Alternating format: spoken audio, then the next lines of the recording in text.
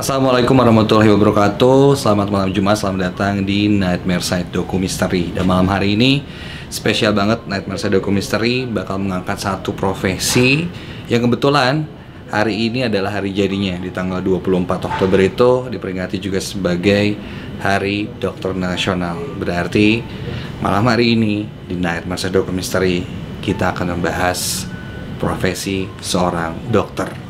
Seperti yang kita tahu, seorang dokter identik dengan rumah sakit, pengobatan, dan mungkin bakal ada cerita-cerita menarik dari profesi seorang dokter ini. Sebelum lanjut nonton, bakal seperti apa Nightmare Side Doku Misteri episode dokter ini, jangan lupa subscribe YouTube channel Aden Radio, nyalakan lonceng notifikasinya, dan untuk kamu yang ingin sama nih, kalau saya sama Dimasta malam hari ini, kalau bisa pesan official merchandise dari Nightmare Side, langsung aja di nomor di bawah ini atau langsung datang ke Aden Radio Jalan Cipaganti 159 Bandung. So, kalau gitu kita langsung jalan aja, dan selalu ingat jangan nonton Nightmare Side Doku Misteri ini sendirian.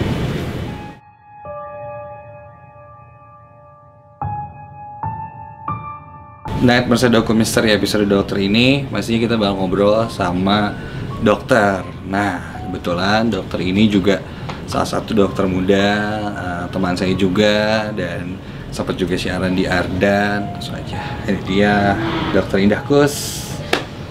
Halo, selamat malam. Malam. Lagi jaga apa gimana? Lagi ya. Iya, oke, udah mulai nampak-nampak dokter serem gini ya kayaknya. Tapi apa kabar, sehat ya? Baik-baik, sehat-sehat. Sehat. Lagi sibuk apa aja nih? Kalau sekarang aku lagi sibuk ngurusin buat video klip, upcoming video klip yang baru. Jadi lebih ke manggung-manggung aja. Sama web series. Web series juga. Yang bareng Priwi juga. Oh. Cerita Dokter Cinta juga tentang dokter-dokteran. Dokter-dokteran. Ya, jangan lupa ditonton dan jangan lupa didengarin lagu aku ya, Bibi. Wow. Siap. Sekalian promosi sedikit ya. Tapi udah jadi dokter sekarang. Udah beres di awal banget tahun ini. Jadi kayak akhir tahun udah beres, disumpahnya awal Januari. Oke. Itu udah lumayan lewatin banyak proses lah ya. Udah dong. Anyway, selamat Hari Dokter Nasional. Oh iya, terima kasih. Selamat juga buat teman-teman sejawat se-Indonesia, sedunia. Sedunia lah ya. Oke.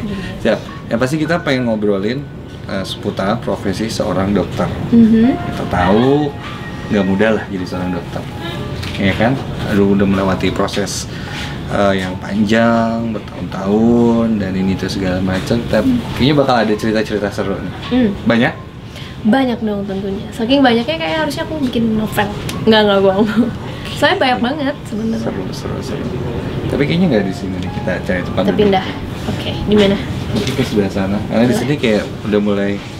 Ini tempatnya kita ini di salah satu tempat yang dulunya rumah sakit. Betul. Belanda, zaman Belanda dulu. Jadi vibe-nya vibe rumah sakit banget sih. Ada aura-aura yang lumayan bikin merinding. Kayaknya kita kesana deh. Oke.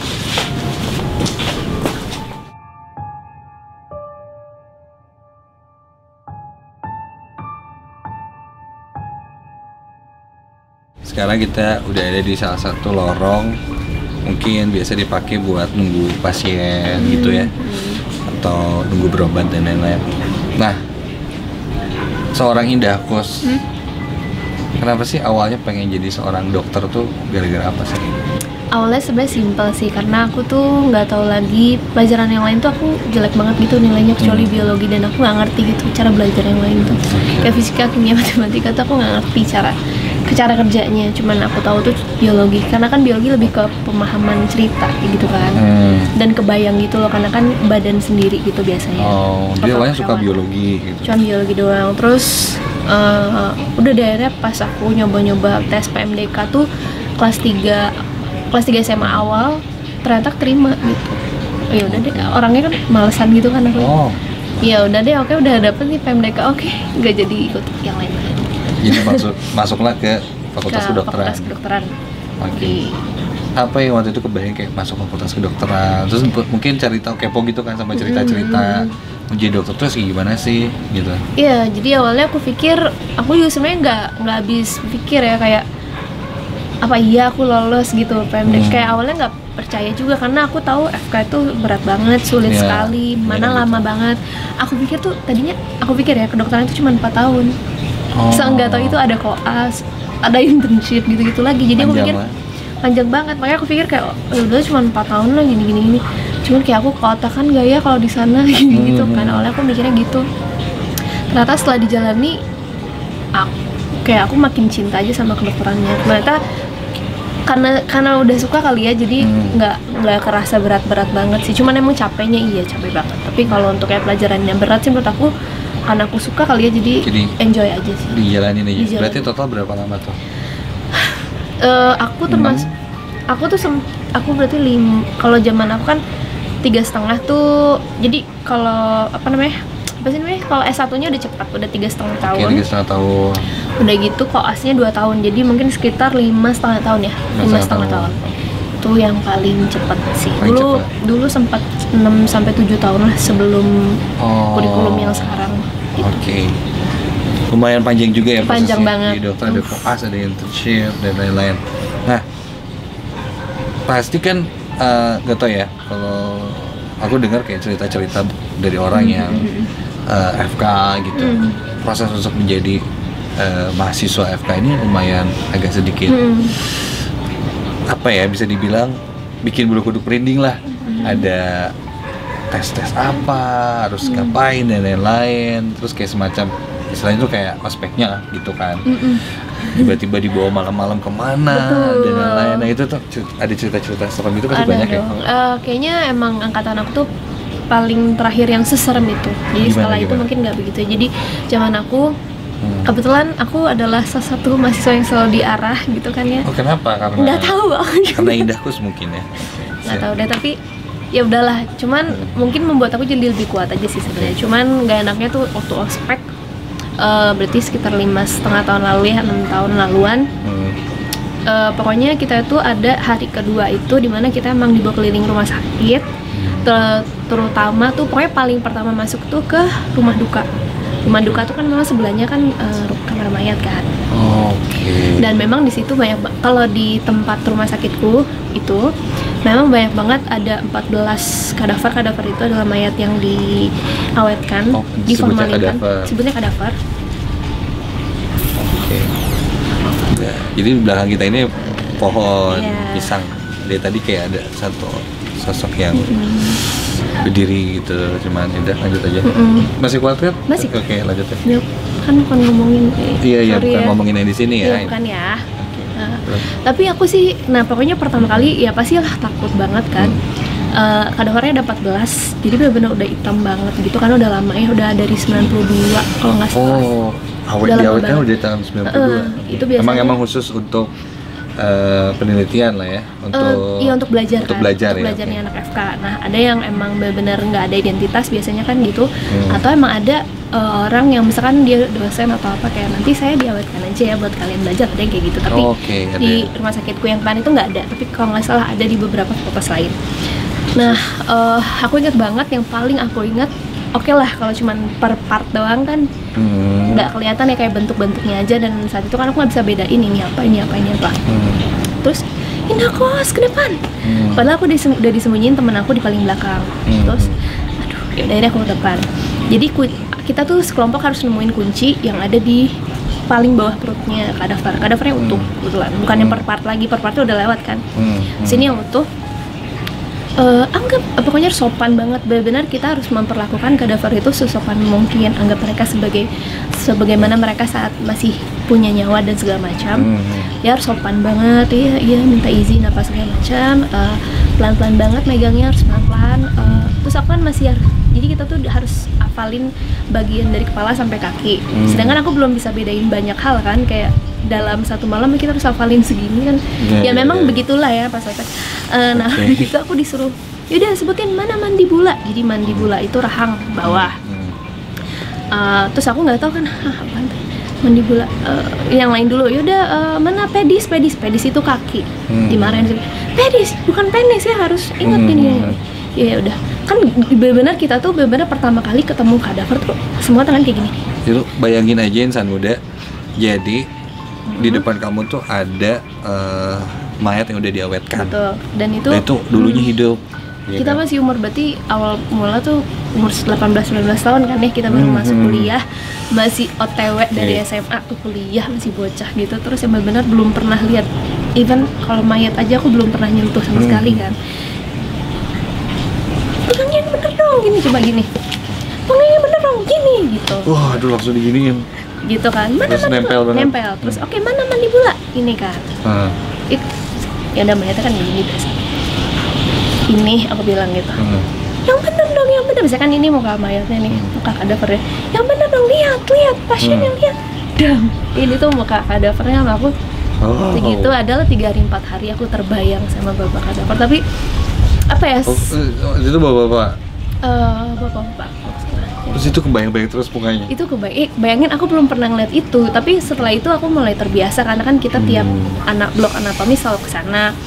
Itu mungkin hal yang bikin aku, itu awal ngeri sih, tapi lama-lama aku ngerasa berarti enak juga ya. Maksudnya kayak kadaver ini sebenarnya beliau-beliau ini punya pahala yang super panjang gitu. Maksudnya kan kita kan selalu jadiin beliau-beliau ini sebagai ilmu yang pastinya bermanfaat juga buat pasien-pasien jadi udah kepake tahun-tahun lah itu.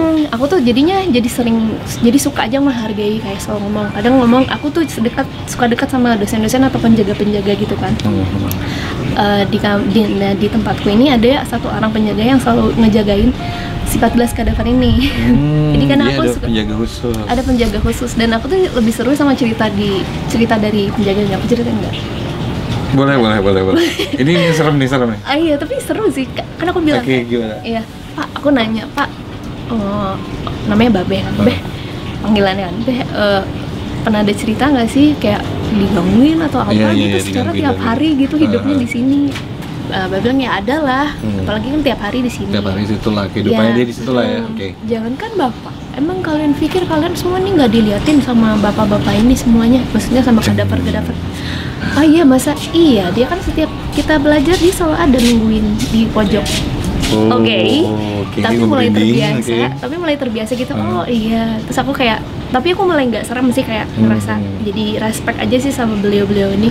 Berarti mereka sebenarnya peduli sama diri sendiri juga, sampai kayak kira-kira mungkin dia kayak pengen lihat mau diapain aja gitu kan. Betul. Gimana Pak, coba Beh ceritain. Ya pernah lah waktu itu, pokoknya baru-baru kerja di sini, baru berapa minggu. Pokoknya kan berarti kan dia tuh tempat tinggalnya nggak jauh dari tempat-tempat situ kan, tempat si kamar mayat apa segala macam. Digedor-gedor gitu katanya, dulu dok tiap buka nggak ada orang. Di ruangan tuh ngegedor di dalam. Pokoknya dia di tempat dia didatangin gitu loh. Oh, di rumahnya. Di rumahnya dia ngegedor rumahnya. Bukan rumahnya sih, kayak tempat dia tinggal. Iya, tempat dia tinggal jauh dari satu lah. Digedor sampai akhirnya kayak, tapi tuh bersuara gitu. Ngomong apa? Nggak tahu ngomong apa, tapi nggak jelas gitu ngomongnya, tapi kayak seolah tuh kayak marah gitu. Tapi si babenya itu bilang kayak tong marah, apalagi bahasa Sunda ya, kayak intinya jangan marah dong, kan selama ini saya ngurusin kamu, kalau saya mandiin, saya rawat, gini.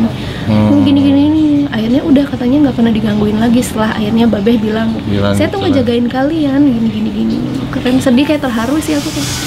Wow, ternyata cuman butuh jawaban aja mungkin ya mereka, kayak kamu tuh siapa meren? Kamu tuh siapa, ngapain? Ini saya yang jagain kalian. Habis dari situ udah nggak pernah lagi, adem ayem aja hubungannya sekarang.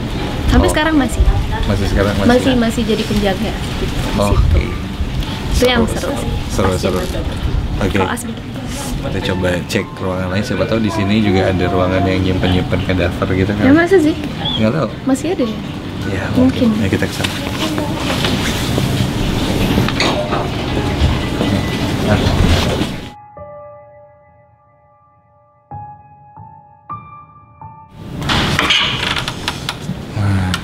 Kita udah ada di ruangan Maya nih. Lucu. Ada bikin kerajinan gitu.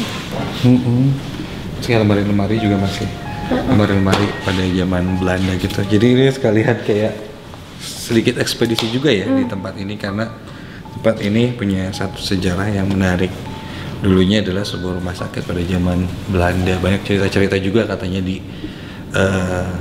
sini ada yang pernah lihat sosok Belanda besar tinggi, terus ada anak kecil. Mandi. Ya, ada yang sering mandi, ada dekat sini ada sumurnya gitu. Ya, seru sih. Ada yang nutup pintunya sendiri guys. Makasih. Oke, kita di dalam aja. Terima kasih. Oke, mulai dari kita jadi serem begini ya. Itu ditutup sendiri pintunya. Nggak ada yang tutupin ya. Nggak apa-apa. Ini nggak ada udara ya? Di sini nggak Ya ada. udah deh. Nggak apa-apa. Ini ngomongin soal yang serem-serem lagi ya. Di tempatnya lumayan nih. Dari situ mungkin kamu masuk ke koas. Ya, Iya. di situ ada jaga malam. Pasti. Gitu. Soalnya aku pernah waktu itu ke IGD, antri ada yang sakit, terus banyak yang koas-koas juga gitu. Maksudnya kayak entah koas atau mungkin emang lagi tugasnya di IGD atau gimana tuh jaga malam gitu. Kalau yang beleran, kucel, nggak tidur itu koas. Oh biasa. Iya. Oke. Berarti ngalamin itu juga ya? Ah betul. Harus. Oke. Jaga malam itu di rumah jaga sakit. malam. Iya pasti. Kamar mayat nggak? Kamar mayat sih udah nggak dijagain lagi lah. Oh, Kamar mayat sekarang kan udah nggak ada. lebih ke buat belajar aja. Cuman kalau kamar mayat mungkin waktu di forensik aja sih. Forensik permainan. Forensik tuh jadi kan kita kalau kelas tuh keliling semua departemen gitu kan. Nah mungkin kalau yang benar-benar tiap hari berhubungan sama otopsi itu di forensik sih. Oke, jadi emang belajar semua juga ya? Belajar semua juga. Iya, oke. Oke, siap. Ya. Cerita apa lagi nih? Nah, Serem. Sebenarnya kalau experience aku sih mungkin kalau ngeliat sih nggak sampai ya. Kalau ngeliat sih kalau enggak. ngeliat tuh enggak ya, oke. Dan aku tuh tipe orang yang emang rada cuek aja gitu sama apapun sign yang mungkin orang bilang itu sign, tapi aku kayak nah masa sih gitu awalnya. Nah sampai akhirnya aku jaga sama temen aku berdua. Jadi gantian gitu, dia udah jaga dari pagi ke sore, jadi sore sampai malam Sampai pagi malam. itu aku. Oke. Gitu. Aku kan orangnya kebo, jadi tidurnya memang di siang hari. Terus aku jaga malam. Terus? Aku tuh orangnya hyper banget, se-hyper itu. Aku kan udah seger nih, udah beres visita semua pasien, itu aku lagi di bangsal anak. Jadi kalau tempat rumah sakitku yang aku waktu itu koasis itu tuh gede banget, luas banget, nggak bertingkat. Jadi Oke, kemana-mana, semuanya datar lah. Jauh. ya mirip-mirip lah ya. Iya. Kan? Jadi kemana-mana tuh benar dokternya sama susternya tuh mereka naik sepeda biasanya. Jadi sepeda tuh kadang suka nganggur kalau malam 1, 2 gitu. Oke. Udah beres visita jam 2 malam, aku bingung ngapain lagi ya gitu. Wah ada sepeda nih nganggur kan. Jalan-jalan. Iya, Oke. aku jalan lah kayak ambil story kan. Ya, dulu orang-orang pada tidur kan. Itu kondisinya berapa sih? Jam 2 ya? Jam 2 jam 3 lah. Oke. Jam ya, hyper kan lagi. Nyampe depan bangsal anak nih. Nah, depan bangsal anak itu pintunya transparan gitu kan. Oke, kebayang. Nah, transparan tapi tuh kayak jadi kalau ada orang pasti kelihatan gitu loh. Tapi nggak yang transparan banget kayak blur gitu. Oke, doplah gitu ya. Doplah. Tapi kan kanan kirinya tuh ada gambar-gambar gitu kan. Kan bangsal anak. Terus nggak ada jam 2 jam 3 nggak ada angin kan gitu jam segitu. Terus tiba-tiba kayak apa ya, kayak ada orang yang ngegebrak pintu dari luar, jebruk, tutup lagi. Oke, buka gitu ya. Bukan heboh aja. Jebruk. Tapi nggak ada angin, tapi cuma sebelah, bayang gak sih? Oh, kalau itu oke. angin kan harusnya dua-duanya dong. Oh dia pintunya 2 gini ya? Cuman gitu. Oke. Terus aku nggak berani lihat karena nggak ada orang. Kalau ada orang ya pasti ya lewat apa? aja biasa. Itu manggil lah ya. Terus aku sebenarnya saat itu tuh aku kayak berusaha tenang, so aku ya apaan sih gitu. Sebenarnya dalam hati aku deg-degan banget. Terus kamu lari atau? Yang sepeda kabur. Kabur Ke di dalam situ? lagi iya.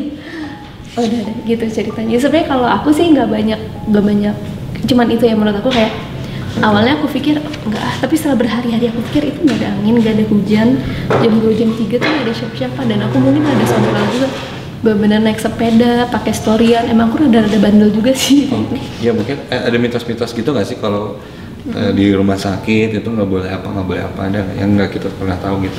Iya Ya, sebenarnya sih. di rumah sakit itu nggak boleh apa misalnya. Kalau di rumah sakit aku beda-beda ya, tergantung rumah sakitnya Kalau apa. waktu kamu Waktu aku sih, aku nggak tahu apakah emang nggak ada atau emang akunya nggak tahu. Tapi emang kayak kalau emang jam malam tuh harusnya emang bener sopan aja, kayak nggak boleh apa ya, nggak boleh apa ya, gimana sih, kayak nggak boleh Sompral atau sompral, ya nggak boleh sompral, terus nggak boleh bilang, pasiennya dikit nih, nggak boleh ngomong kayak gitu. Pokoknya nggak boleh apa yang ada di kepala kita tuh nggak boleh tiba-tiba diomongin, karena langsung dibalikin saat itu juga, pasiennya sepi ya, langsung banyak. Tapi kalau kebetulan aku tuh termasuk koas yang bau, kata teman-teman aku sih ngerasa wangi-wangi aja ya. Jadi kalau di kok kamu kalau koas yang bau? Jadi kalau di koas tuh ada istilahnya bau. Jadi kalau misalkan bau itu kayak benar-benar aku setiap jaga itu nggak pernah punya kesempatan untuk duduk karena saking banyaknya pasiennya dan aneh-aneh gitu pasien. Bahkan dokter yang bareng sama aku jaga, bukan teman koas ya, dokternya kalau tahu aku ada, kamu jaga, pengen pulang gitu. Kadang suka sedih ya, suka baper. Aku emang sebau itu, tapi kan ini kan bukan salah aku, tapi itu mitosnya. Tapi emang itu kayak nggak ngerti kenapa emang kayak selama bertahun-tahun itu tuh kayak begitu anehnya. Kalau kebetulan kan mungkin nggak akan gitu terus. Iya, nggak gitu ya. Oke. Tapi udah, aku sih ambil hikmah aja, mungkin pasien aku banyak gitu kan. Bagus. Nah kalau temen aku sih ada sih yang satu. Nah ini lumayan banyak itu. Ternyata kejadian di rumah sakit itu macam-macam ya. Macam-macam. Jadi teman aku tuh teman satu grup, tapi dia nggak lagi jaga bareng sama aku. Jadi aku jaga hari ini. Oke, ada suara binatang ya. Jadi aku jaga hari ini, besoknya dia jaga. Nah kalau di UGD karena bukan aku yang jaga, otomatis kan sepi nih. Nah kalau sepi itu biasanya jam 2 jam 3. Kalau emang udah sepi nggak ada pasien yang datang, itu lampu setengah dimatiin. Jadi biar kayak jadi biar petugas medisnya bisa istirahat juga. Terus pas lagi tidur, semua orang lagi tidur, teman aku ini setengah tidur. Kalau koas kan emang harus cekatan selalu ya, kalau ada pasien dari ujung kan harus. Benar. Capek juga ya ternyata jam-jam koas atau lagi 24 jam zaman gitu. penjajahan ceritanya. Oke, siap. Gitu. Habis itu tiba-tiba jadi pintu UGD itu kan yang otomatis ya. Jadi kalau ada orang tuh otomatis buka. Gitu. Oh iya. Kebayang-bayang. Nah tiba-tiba si pintunya tuh ngebuka gitu. Terus tapi nggak nutup, cuma setengah, kayak ada orang yang menahan, kayak ada orang yang berdiri di situ. Oke, kebayang ya, berarti kalau dia buka terus harusnya kalau masuk ditutup ya. Oh dia kayak lift ketahan orang gitu ya. Kan juga buka kayak nggak nyampe gini kan, jadi ngebuka Jadi pintunya dia otomatis kalau ada orang buka ya. Jadi sampai di tengah dia kayak ngebuka lagi 3 kali lah kayak gitu. Terus panik dong temen aku, nggak ada siapa-siapa gitu. Teh itu kenapa? Terus tetenya bangun, cik atuh tuh nggak ganggu gitu doang, teriak gitu. Terus suster yang ini susternya udah biasa kali. Terus pas susternya gitu tidur lagi, terus udah selesai. Jaib. Keren. Luar biasa. Berarti kalau sudah terbiasa bakalan kayak udah biasa aja gitu kan. Aku juga sempat interview beberapa waktu lalu sama seorang penjaga kamar mayat tuh di salah satu rumah sakit di Bandung. Terus ditanya udah berapa lama, udah bertahun-tahun lah ya. Terus ditanya ada kejadian apa? Nggak ada apa-apa, udah biasa. Pasti suka kayak gitu ya. Padahal bayangin penjaga kamar mayat gitu, mana mungkin nggak dapat cerita-cerita, tapi ternyata akhirnya setelah digali banyak cerita-cerita. Apalagi kalau di kamar mayat itu disimpan Mr. X. Tapi apa sih, ada kayak yang 1 atau 2 yang tanpa identitas lah gitu ya biasanya. Kalau di yang aku hampir semua kayak nggak ada identitas. Gitu. Iya. Makanya mungkin serem. Kayak ramai di sana ya. Oke, tapi setelah kamu lewatin hal-hal seperti ini, kan dari proses segala macam lumayan berat lah ya. Bisa dibilang mulai kayak nggak istirahat, harus dibarengi sama hal-hal yang lumayan bikin malesin gitu kan. Iya, mungkin sebenarnya banyak, tapi mostly karena koas itu menurut aku sesuatu yang bikin capek aja. Jadi mungkin banyak, tapi aku nggak ngeh karena aku capek aja gitu saat itu. Karena mau gelap, jadi pernah kayak emang gelap aja, lorengnya benar-benar mati lampunya, saking capeknya udahlah lewat aja gitu. Akhirnya begitu. Tapi ternyata kenapa banyak orang yang ngalamin ketemu sama hantu malam-malam atau pas lagi capek, karena pintunya nggak buka lagi. Terima kasih. Oke. Nah, tutup sendiri. Dimain-mainin terus dari tadi pintunya. Padahal tim semuanya udah di dalam sini ya. Oke. Dibuka lagi.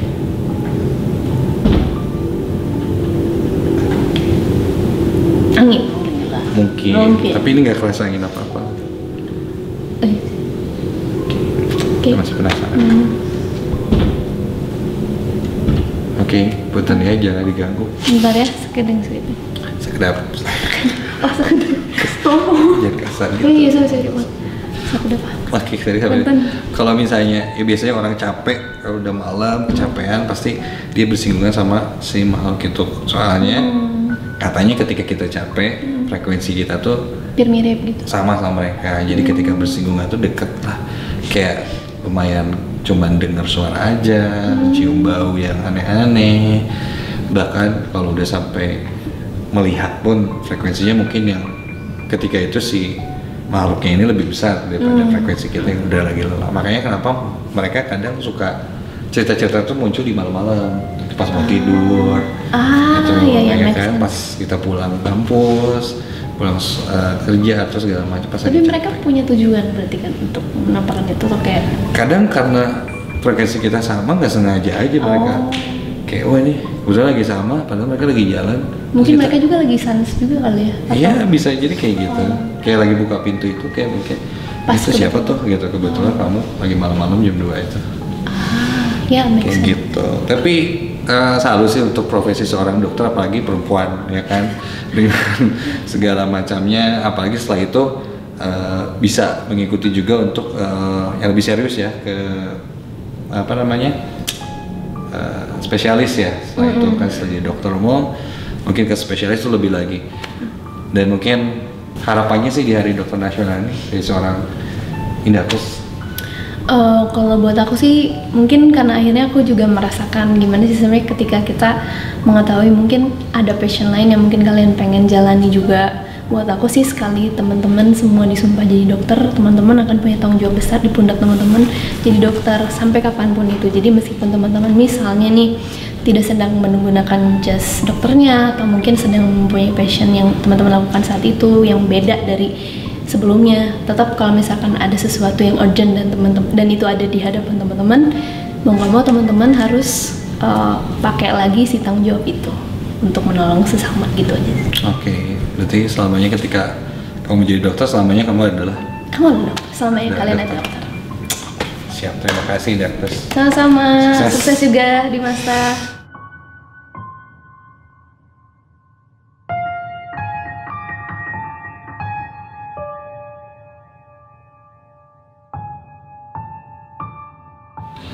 Nah ini juga di masa bakalan panggil lagi satu dokter yang pastinya punya cerita yang berbeda juga. Ini ada dokter Anne Cletania. Hai. Halo Kak.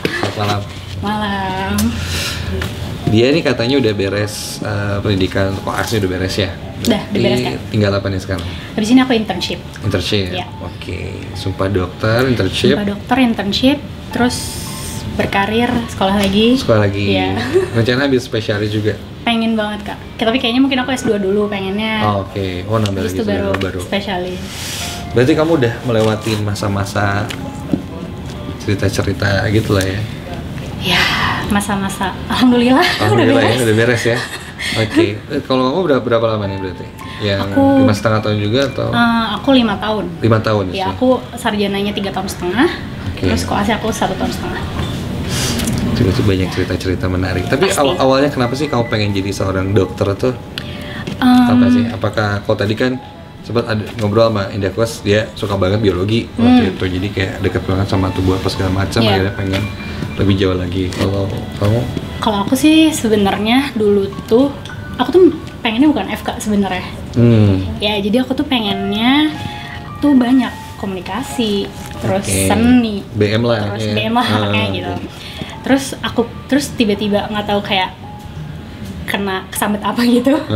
Tiba-tiba kayak yaudah deh FK aja, yang menurut aku FK tuh bisa di dalamnya tuh terkandung kayak komunikasi, aku bisa belajar komunikasi pasien, terus juga bisa psikologi, misalnya aku bisa memahami gitu-gitu kan. Terus misalnya kalau bisnis aku juga bisa lah sama bisnis gitu.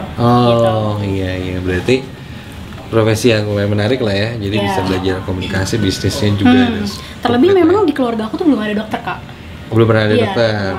Dari keluarga besar, dari mama papa tuh belum ada. Jadi kayak ya pertama lah ya, salah satu harapan keluarga lah jadi dokter ya. Insyaallah, amin. Tapi setelah jalanin, mungkin sempat denger lah sebelum jadi dokter kan cerita-cerita pasti kan, oh gimana jadi dokter, berat jadi dokter, wah pendidikannya gini lama apa segala macam.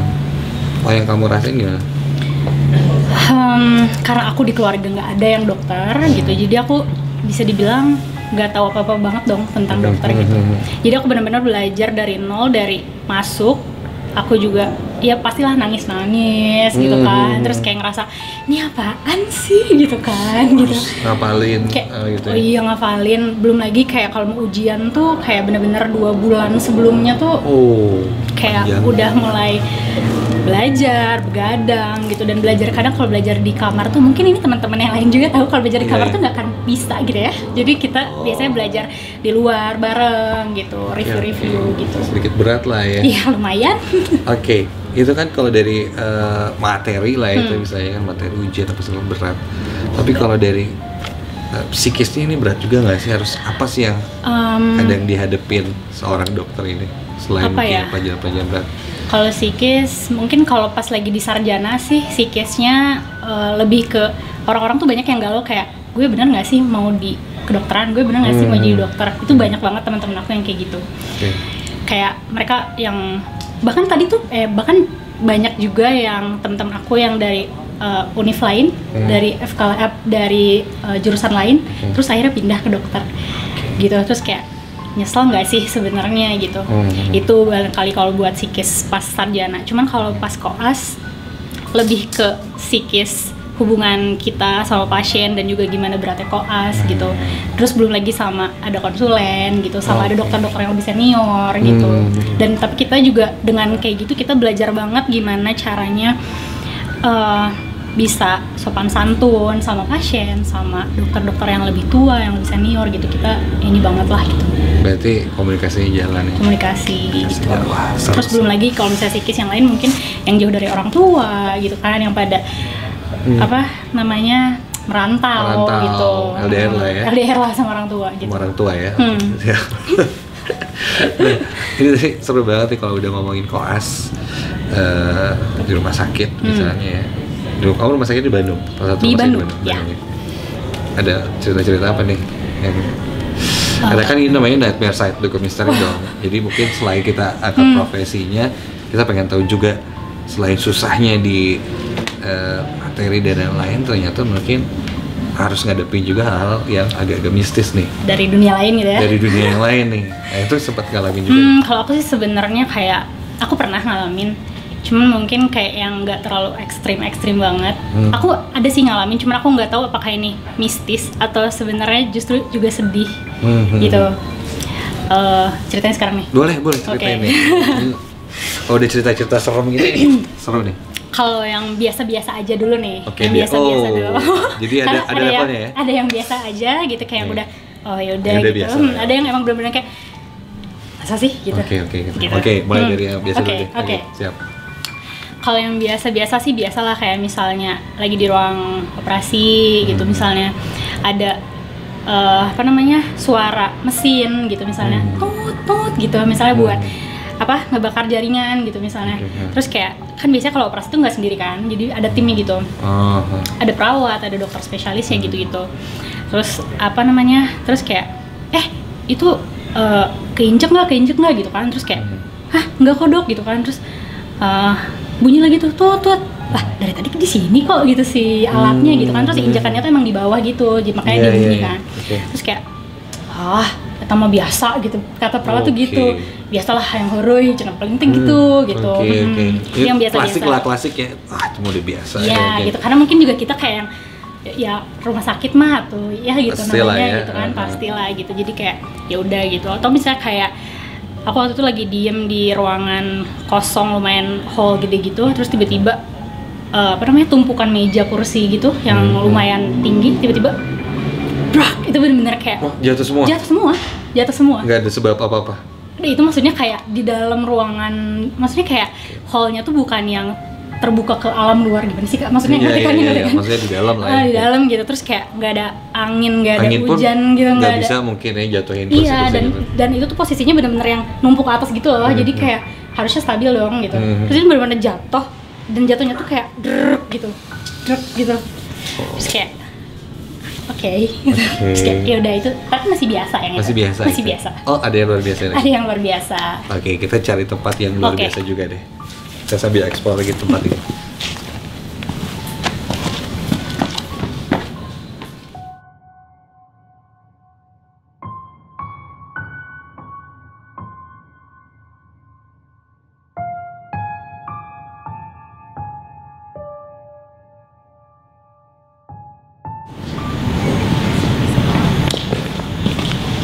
Nah, ini udah sampai di kayak pendopo gitu lah ya. Tempat pertemuan lah ya. Tempat pertemuan ini emang sih udah langit-langitnya juga udah tinggi banget gitu, udah. Zaman dulu banget kali. Ya, banget ya orang-orangnya tinggi-tinggi. Iya. Lumayan agak sedikit merinding sih di sini. Nah, ada cerita yang nggak biasa nih tadi nih. Nah, kalau tadi ada biasa ya, kayak gitu emang suka kayak gitu lah ya. Ya, kalau yang udah biasa, biasa. tuh, oh ini bunyi, biasa itu mah. Ya. Ini udah biasa. Ajak main. Ajak main. Kalau yang nggak biasanya gimana nih? Ada cerita aku, ada cerita kakak kelas aku sebenarnya. Oke, boleh. Yang aku dulu kali ya. Aku tuh waktu itu lagi di stase kandungan. Ya. Oke. Waktu itu aku lagi jaga di GD ceritanya. Nah, tapi disuruh ke Bangsal, disuruh sama dokter yang lebih senior.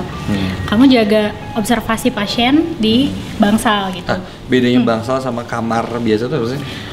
Kalau Bangsal sama sih sebenarnya. Bangsal tuh kayak apa ya? Banyak sih, Iya, panjangnya gitu. banyak ya. Ada kamar sekian, bed sekian gitu. Gitu, jadi kan ya banyak lah. Ya, isinya banyak kamar. Kalau kamar pasien ada juga yang isinya cuma satu orang gitu. Iya, kalau Bangsal tuh kayak lebih ke secara keseluruhan kali ya. Keseluruhan, oke. Gitu.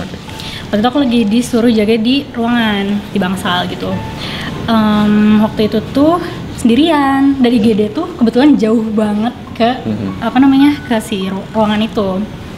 Nah, terus kayak jalan ya udah biasa aja jalan sendirian gitu.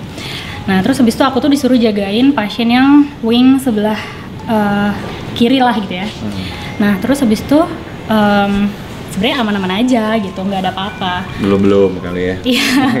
Nah, terus habis itu aku tidur lah. Maksudnya karena nggak ada apa-apa juga, jadi kayak anak koas nih, biasanya kalau di GD kan pasti rame banget gitu kan. Jadi kayak semua kan. ya gitu, pasti selalu ada pasien gitu. Kalau misalnya di ruangan tuh kayak masih lebih nyantai lah gitu. Jadi aku waktu itu ketiduran ceritanya. Terus tiba-tiba itu jam berapa sih?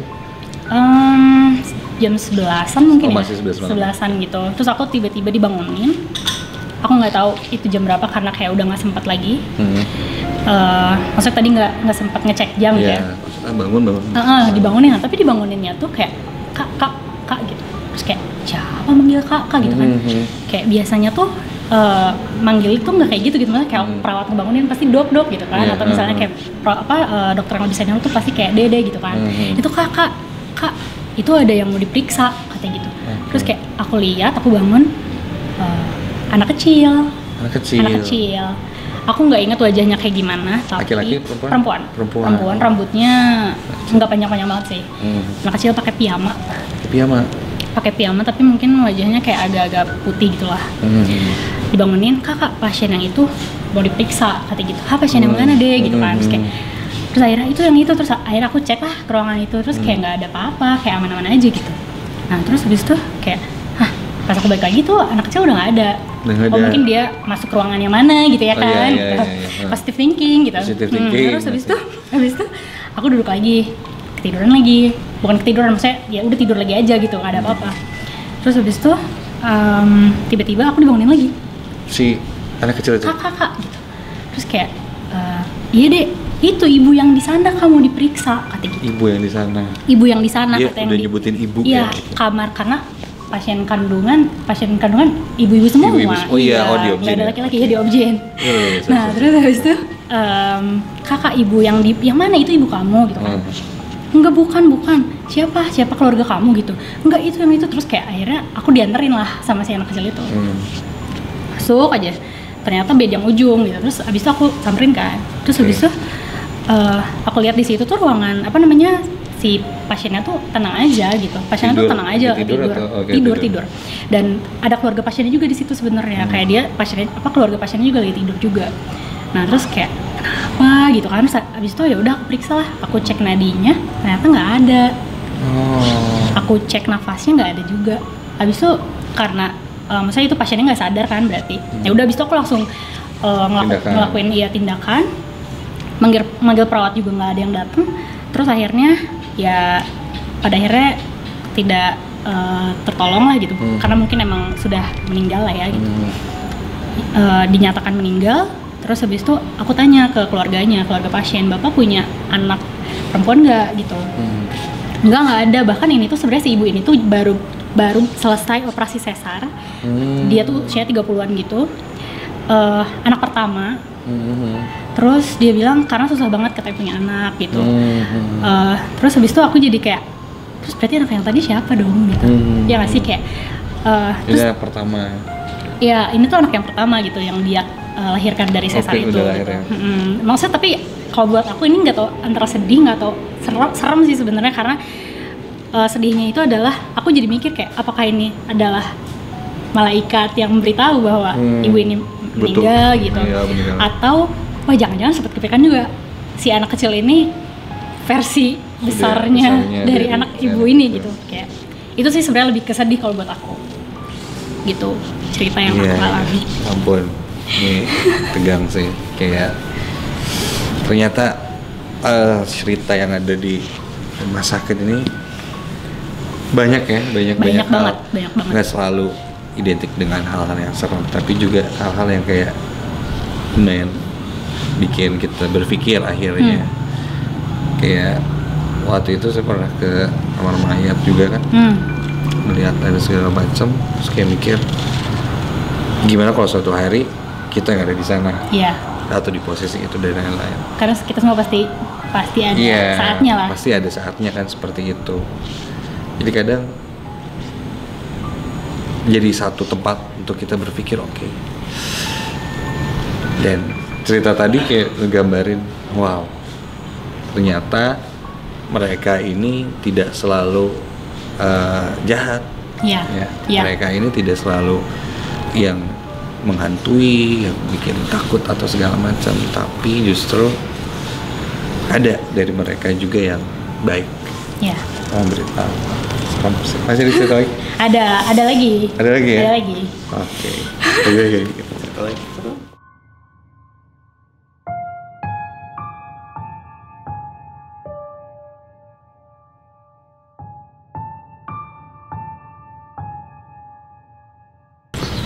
Jadi lumayan banyak cerita juga ya. Banyak banget. Oke, sekarang kita udah ada di kayak garasi gitu. Ini belakang juga dulunya katanya sih mobil ambulan juga, cuma kayak udah diubah gitu jadi mobil biasa. Pakai jadi ada kursi-kursinya gitu. Kalau cerita-cerita tentang mobil ambulans itu pernah naik itu nggak? Pernah. Pasti tapi, ada cerita-cerita juga kayak. Oh nggak sih, tapi aku waktu itu naiknya pas di puskesmas sih, bukan yang kayak menemani pasien gitu. Oh, waktu itu soalnya pernah ada mitos-mitos gitu. Waktu itu juga sempat dokumisteri sama supir ambulans kan waktu itu. Jadi katanya ada mitos kayak kalau mau ada pasien jemput, tiba-tiba si sirene suka bunyi sendiri, nyala gitu. Oh berarti bentar lagi pertanda gitu ya? Pertanda nggak lama bakal ada telepon atau jemput pasien. Biasanya ada gitu. Menarik. Ini jangan sampai bunyi. Waduh, ya. Jangan dong. Ada cerita apa lagi nih dari seorang dokter anak?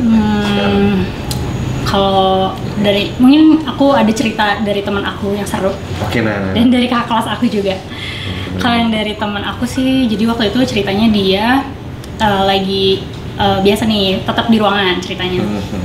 Dia tuh udah akrab banget sama satu pasien, gitu. Karena mungkin pasiennya ini lama ya rawat inapnya lama gitu. Oh udah lumayan lama ya. Jadi dia udah setiap hari follow up gitu. Jadi kenal nih sama pasiennya gitu. Nah terus suatu hari si teman aku ini dia ngambil cuti gitu. Aku lupa deh pokoknya cutinya karena apa. Dia cuti 3 hari. Digantiin lah. Ya. Nah Jadi dia selama 3 hari ini dia nggak ketemu dong sama si bapak, Sama pasiennya. sama pasien ini gitu. Pasiennya perempuan lagi? Laki-laki. Laki-laki. Ya. Udah bapak-bapak lah ya. Bapak-bapak gitu. Nah terus habis itu ketika dia masuk lagi dari beres dia cuti, dia biasa follow up, ada tuh si bapak itu. Ada, terus dia manggil, dok sini gitu. Terus kayak ya udah biasa aja kan gitu. Terus kayak oh iya pak gitu, minta minum. Bapaknya minta minum. Terus akhirnya oh ya udah kayak nggak ada perasaan apa-apa kan gitu. Dikasih aja minum. Nah tapi si bapaknya ini tuh dia nggak kayak biasanya gitu. Biasanya tuh kayak lebih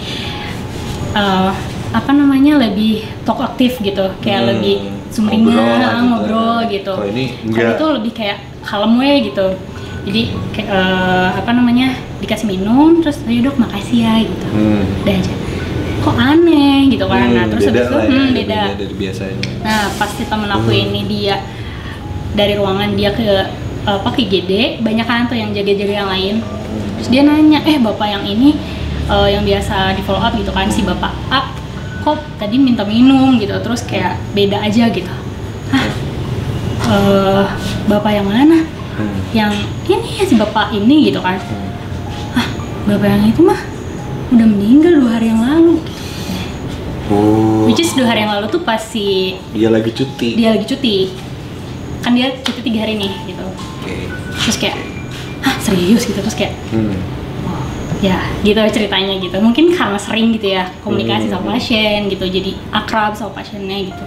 Terus jadinya ya adalah dia si dokter koas ini dia mengalami keterikatan emosionalnya mungkin dia masih melekat kayak aduh pengen pamit lah ya mungkin.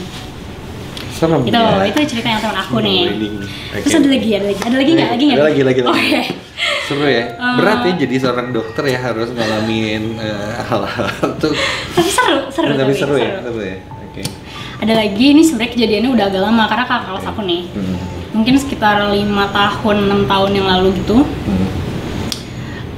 Kakak kelas aku ini cewek, 2 orang yang mengalaminya. Dia lagi di stase kejiwaan. Nah, terus habis itu udah sekitar di jiwa ini 3 minggu nih durasi kita kelas di stase itu. 3 minggu. Udah minggu kedua biasa follow up nih pasien gitu ke bangsal yang gede gitu. Jadi kalau di jiwa tuh dia ruangannya bukan kayak kamar-kamar terpisah-pisah gitu loh, kayak karena pasien jiwa tuh kan sebenarnya dia butuh teman gitu kan. Ngobrol gitu. Jadi ada kayak ruangan gede gitu di tengah, mejanya besar gitu, tempat mereka ngobrol, tempat mereka makan di situ semuanya. Terus tiba-tiba ada satu pasien dia diem di pojok gitu. Biasanya kalau pasien-pasien ini kan interaksi nih gitu kan, satu sama lainnya gitu. Ini tuh satu di pojok aja gitu. Cewek. Bapak-bapak juga kalau nggak salah, bapak-bapak juga. Terus habis tuh diajakin ngobrol lah sama si 2 dokter yang perempuan ini gitu. Disamperin, bapak boleh kenalan gak? Gitu biasa kan gitu. Terus habis itu kayak bapaknya ini tuh dia bisa diajak ngobrol tuh nyambung gitu. Terus kayak nggak ada ekspresi kayak orang yang sakit lah gitu ya.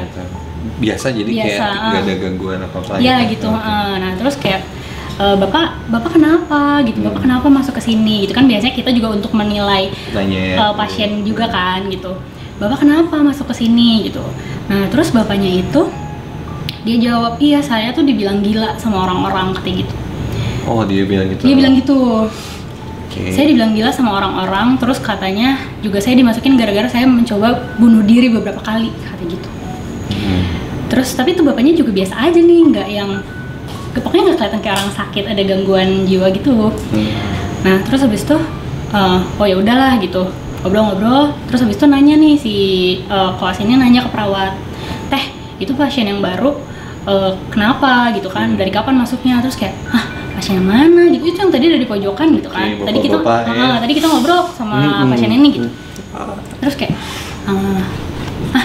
perasaan selama kemarin-kemarin nggak ada pasien baru masuk gitu, kata teteh perawat, karena perawat pasti tahu banget dong datanya, ya kan? Gitu. Terus kayak, tapi kan tadi kita ngobrol, ya kan gitu. Nah terus habis itu udah nih ceritanya udah hal nggak dipikirin gitu. Oh berarti intinya, wah bukan lah ya. Bukan lah gitu, mungkin ya hanya ingin ngobrol gitu ya mungkin gitu kan. Nah terus habis itu dari stase jiwa ini udah 3 minggu pindah tuh ke stase forensik biasanya. Dari jiwa ke forensik juga 3 minggu. Nah kalau di forensik lumayan ya, lumayan. Itu tuh stase kecil, kalau stase besar tuh sampai 9-10 minggu. Nah terus masuk di stase forensik. Kalau forensik tuh kan sistemnya on call. Jadi kalau misalnya ada otopsi baru datang nih gitu ke rumah sakit. Mau jam berapapun itu kayak aku pernah waktu itu on call jam 3 pagi. Ya udah mau nggak kita harus datang gitu. 20 menit dikasih waktu, kalau nggak harus ngulang forensik. Standby terus lah ya. Harus standby terus HP, makanya kita biasanya tuh kalau lagi forensik nginep-nginepan gitu. Jadi kalau misalnya satu bangun bisa bangunin yang lain gitu. Ya. Nah, stase ini orang yang sama pindah ke stase. Iya, 2 orang tadi nih, dokter yang cewek nih kan. Nah, terus dia datang on call, ada on call. Ternyata kasusnya itu kan macam-macam nih sebenarnya. Kasusnya itu bisa ada pembunuhan atau misalnya ada bunuh diri, gantung diri gitu-gitu, atau misalnya ada yang tenggelam. Biasanya kan dibawa nih sama polisi ke forensik. Nah, terus ini ada kasus ekshumasi atau itu tuh penggalian kubur. Jadi ada keluarga yang meminta kepada polisi dan dokter lah gitu ya untuk diotopsi karena dia pengen tahu meninggalnya lah gitu. Nah terus habis itu on call digali lah gitu kan. Terus pas udah datang ngeliat si 2 cewek ini kaget gitu. Wajahnya kayak kenal. Wajahnya tuh kayak kenal sama bapak ini gitu. Bapak yang itu, bapak-bapak ternyata ya? Bapak-bapak yang waktu itu di jiwa. Yang 2 minggu lalu di jiwa gitu. Terus habis itu ternyata menurut keluarga, jadi memang almarhum ini adalah orang yang biasa di jalanan gitu. Dan dia memang bunuh diri gitu. Dan tapi bunuh dirinya itu adalah 3 minggu yang lalu. Fix sama jadi, seperti dia pas pertama kali datang muncul di kejiwaan. Tapi enggak, itu justru pas di jiwa tuh 2 minggu yang lalu. 2 minggu yang lalu. Jadi ini tuh kejadiannya udah lebih lama lagi. Lebih lama lagi dibandingkan, karena ya ini meninggalnya tuh berarti 3 minggu yang lalu. Dia ketemu di jiwa tuh 2 minggu yang lalu. Berarti iya masih ada tahun setelah itu meninggal. Beliau ke sana. Terus kayak udah, maksudnya kita mau otopsi aja kan maksudnya sebenarnya serem lah ya gitu. Terus ini belum lagi ketemu pasiennya adalah ternyata sudah pernah bertemu gitu. Wow. Gitu. Wow. Gak kebayang sih kalau tiap hari pas di kos semuanya ceritanya beginian kayak stres juga sih kayaknya. Stres juga kayaknya. Cuman ya salut deh untuk dokter-dokter sejawat yang lagi pada nonton mungkin yang juga punya pengalaman yang sama nih ketika koas atau apa segala macam, boleh komen ya. Dan ini salut banget. Ini kebetulan Hari Dokter Nasional juga kita ngangkat profesi dokter. Selamat Hari Dokter Nasional. Selamat Hari Dokter Nasional juga nih buat Anda.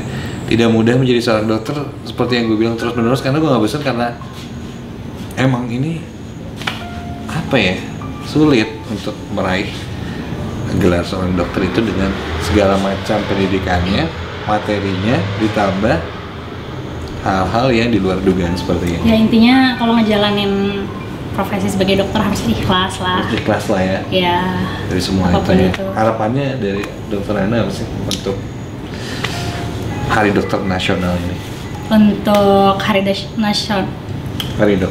Dokter Nasional ini harapan aku semoga dokter-dokter di Indonesia bisa lebih maju lagi. Amin. Bisa lebih mengabdi pada negeri kita ini. Amin.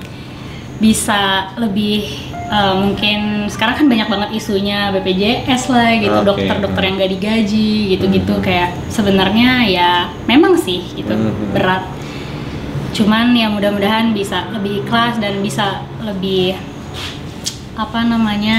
pemerintah juga dengan dokter bisa bekerja sama lebih baik lagi gitu. Amin, amin. Pokoknya segala sesuatunya yang terbaik lah. Iya, pasti. Dan semoga dokter-dokter yang ada di Indonesia khususnya itu menjadi salah satu profesi yang akhirnya kita bisa saling menghargai, bisa saling juga support apa yang mereka kerjakan sebagai pengabdi masyarakat. Iya. Karena ini suatu hal yang tidak mudah dan profesi dokter keren.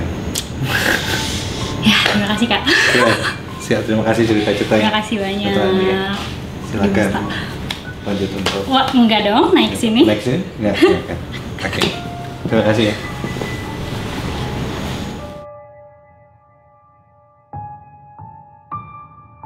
Itu tadi cerita-cerita dari profesi seorang dokter yang udah kita dengar di Nightmare Side Doku Misteri malam hari ini. Sebuah pekerjaan memang penuh resiko dan tidak semua orang bisa melakukan pekerjaan yang sama. Jadi alangkah baiknya kita saling menghargai dan bisa menghormati setiap pekerjaan yang kita jalani. Kira-kira profesi apa lagi yang bakal ada di Nightmare Side Doku Misteri selanjutnya? Requestan kamu bisa kamu komen di bawah. Kira-kira pengen profesi apa lagi untuk kita liput di Nightmare Side Doku Misteri. Dan jangan lupa juga untuk subscribe, comment, and likes YouTube channelnya Ardan Radio.